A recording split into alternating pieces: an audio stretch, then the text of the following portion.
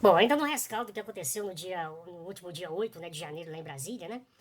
Uma das coisas que foi mais comentada, mais noticiada e que causou assim uma comoção, principalmente na internet, foi a quebra do relógio de Balthazar Martinot, o relojoeiro oficial de Luís XIV, o rei da França, o Rei Sol, né? Aliás, no princípio, ali, quando começaram a surgir as primeiras notícias, havia uma grande incongruência histórica, né?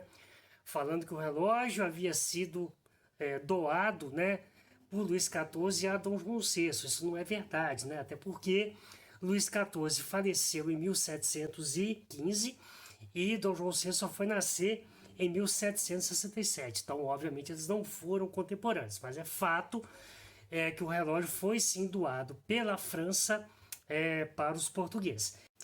E você veja, né, que o relógio ele é tão raro e Dom Pedro e Dom João VI, né, tinham um apreço muito grande por ele, porque Dom João VI saiu praticamente corrido de Portugal, vindo para o Brasil, corrido do Napoleão Bonaparte. Ele fez questão de trazer esse relógio, né? Que depois foi parar no gabinete de Dom Pedro I, de Dom Pedro II, depois, com a construção de Brasília, ele foi levado lá para Brasília e estava num local para apreciação pública. Infelizmente, alguém se aproveitou dessa vulnerabilidade, né, uma coisa que está sendo muito investigada ainda, para simplesmente ir lá derrubar a coisa e destruir uma peça que não tem igual no mundo. É sempre bom lembrar que a gente tem essa noção assim que os imperadores europeus era aquela coisa assim meio de filme, né? Aquele lado romantizado, que eles não faziam nada, absolutamente nada o dia inteiro, que ficavam só por conta da gastança, etc. Bom, isso tem um lado verdadeiro, mas esse lado não é o único. Luís XIV, por exemplo, era uma máquina, né? Tem alguns videozinhos no YouTube que tem lá um dia na vida de Luís XIV. O camarada acordava muito cedo, ia deitar muito tarde e tinha uma agenda assim muito cronometrada por questões de minutos. Então, tipo assim, o camarada tem uma audiência com o rei da Alça, tem 20 minutos para essa audiência. O horário de almoço é 1 hora devidamente contada, porque dali a pouco ele tem um outro encontro, uma outra audiência.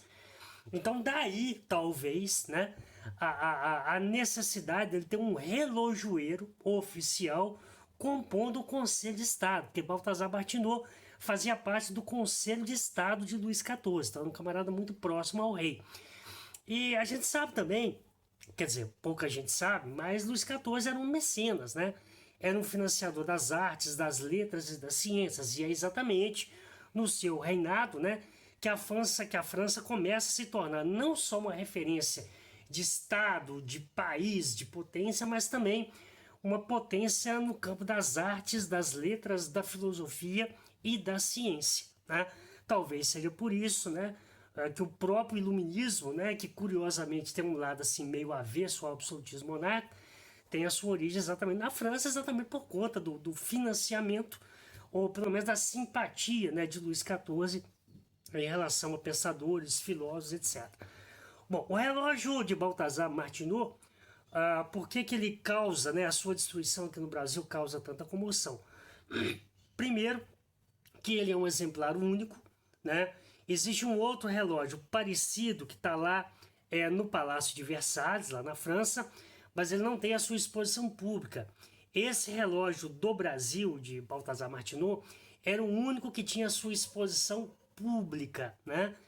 Ele tem como principal característica um alto nível assim, de refinamento, um alto nível assim, de detalhamento, de sofisticação, mostrando que não era apenas um relógio, era uma peça de arte assim de um valor totalmente incalculável.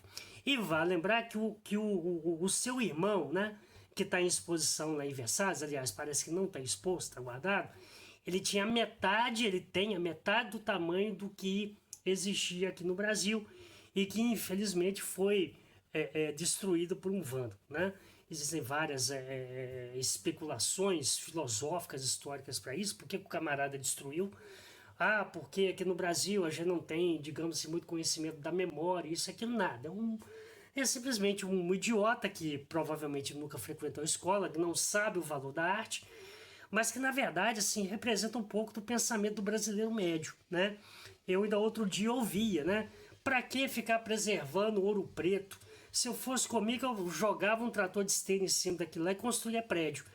É a mentalidade, né, de uma parcela da burguesia brasileira que tem dinheiro, mas não sabe valorizar a arte, a cultura, etc. Quando vai para o exterior e que tem a oportunidade de ir num museu desse, olha com desdém ou tipo assim, nossa, para que perder tempo admirando coisa velha?